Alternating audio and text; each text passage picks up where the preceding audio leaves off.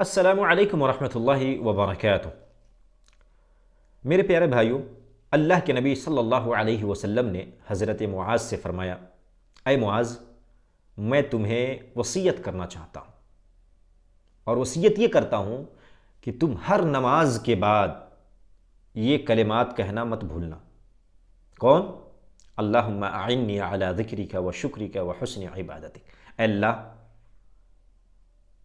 تیرے ذکر کے لیے اور اسی طریقے سے تیری شکر گزاری کے لیے اور تیری عبادت کے لیے میری مدد فرما۔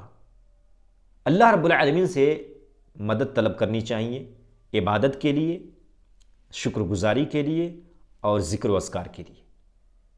اسی لیے میرے بھائیوں، ہم اور آپ اس دعا کو لازم پکڑیں، بڑی بہترین دعا ہے۔ اللہم اعنی علی ذکرک و شکرک و حسن عبادتک، رواہ احمد۔